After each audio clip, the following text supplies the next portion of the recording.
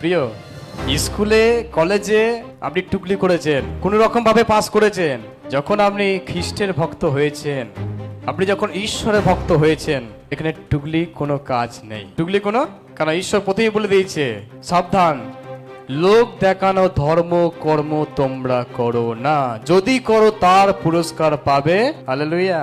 যদি আমি আর আপনি মনে করি লোক দেখানো ধর্মকর্ম করব, লোক দেখানো যিশুকে ডাকবো, পাঁচটাকে দেখি করছি, মন্ডলীকে দেখি করছি মনে করেন, আপনি ভুল। আপনি কিন্তু পাস হতে পারবেন না। কারণ আমাদের মনে রাখতে হবে, পরীক্ষা আমাদের জীবনে আসা ভালো।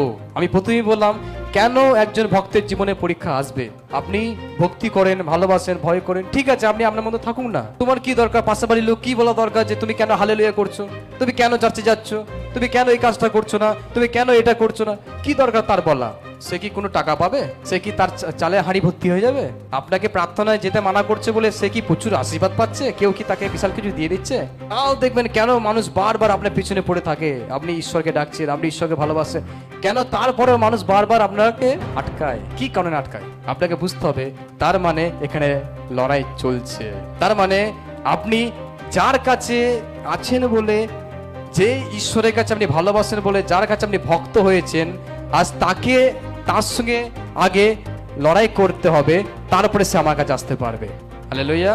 একটা ভালো খবর হচ্ছে এটাই, আমি আর আপনি এই জগতে অনেক পরীক্ষা দিয়েছি, অনেক জায়গায় ফেল হয়ে গেছি, অনেক জায়গায় পাস হয়ে গেছি, অনেক জায়গায় আজও চেষ্টা করছি, কয়েক বছর পেরিয়ে গেছে, তাও দিতে পারছি বা হচ্ছে না। কিন্তু যখন আমি আর আপনি ঈশ্বরের কাছে থাকি, সুখবর, ভালো খবর এইটাই, প্রথম পরীক্ষা আপনাকে দিতে হয় না। প্রথম পরীক্ষা কেন?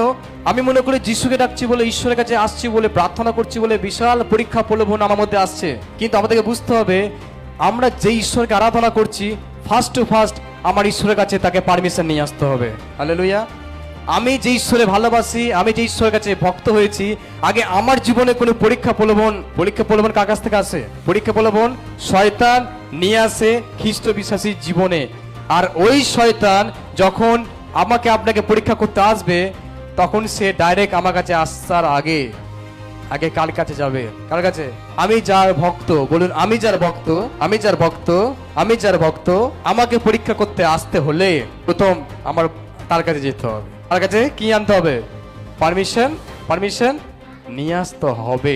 যদি আমি আপনি ঈশ্বরের ভক্ত, আমি আর আপনি ঈশ্বরকে ভালোবাসি, তাহলে আমাদের বুঝতে হবে, ঈশ্বর আমাদেরকে এমনি বলে দেবে না, যাও তুমি ছোটুমালকে গিয়ে পরীক্ষা করো, যাও তুমি সুমন্তকে গিয়ে পরীক্ষা করো। শয়তান এইভাবে ডাইরেক্ট তার সৈন্যকে দিয়ে পাঠিয়ে দিতে পারবে না।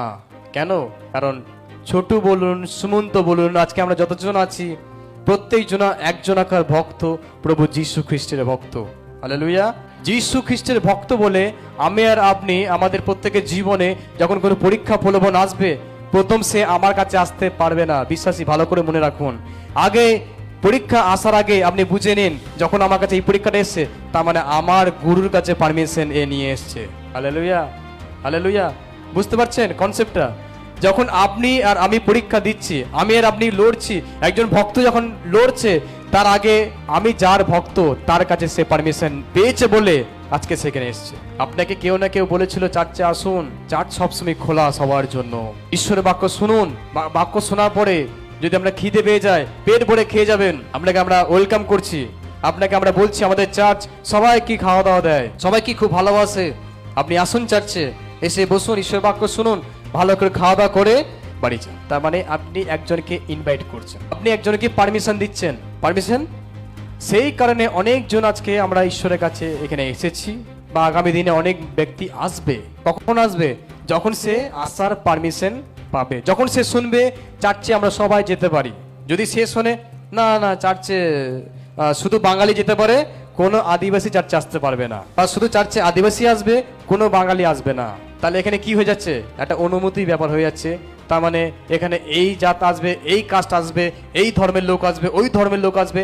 চার্চ কিন্তু এটা বলে না। চার্চ কি বলে?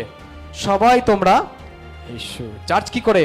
ওয়েলকাম করে। এটা আমি কেন বলছি? কারণ আমাদের বিশ্বাসীদের জীবনে আমরা যখন ঈশ্বরের ভক্ত হই, আমাদের জীবনে অনেক সময় পরীক্ষা প্রলোভন আসে। যখন পরীক্ষা প্রলোভনগুলো আমাদের আসে, তখন আমরা মনে করি সহজেই চলে এসছে, ঈশ্বর আমাকে দেখছে না, ঈশ্বর আমাকে শুনছে না, আর ঈশ্বর আমার প্রার্থনা শোনে না, ঈশ্বর আমাকে ভালোবাসে না, আমার প্রার্থনা হয়তো ঈশ্বরের কাছে পৌঁছাচ্ছে না। আমি কেন বাইবেল পড়ছি, প্রার্থনা করছি, তাও কেন পরীক্ষা দিচ্ছি, তাও কেন পরীক্ষা মাস, আমি প্রতি সপ্তাহ আমি উপোস করছি, তাও কেন শয়তান আমাকে পরীক্ষায় ফেলছে, কেন আমার জীবনে পরীক্ষা যাচ্ছে না? প্রিয়, আপনি একজন ভক্ত, বলুন আমি একজন ভক্ত। আর এই ভক্তের কাছে পরীক্ষা প্রলোভন আসবে, কারণ ঈশ্বর তাকে আসতে পারমিশন দিলে তবেই সে আসবে। Hallelujah, hallelujah. একজন আর বিশ্বাসী জীবনে পরীক্ষা প্রলোভন আসবে, তখনই আসবে যতক্ষণ না ঈশ্বর তাকে অনুমতি দিচ্ছে। ফার্স্ট টু ফার্স্ট লড়াই, পরীক্ষা ঈশ্বর তার ভক্তের জীবনে অ্যালাউ করছে। হালেলুয়া।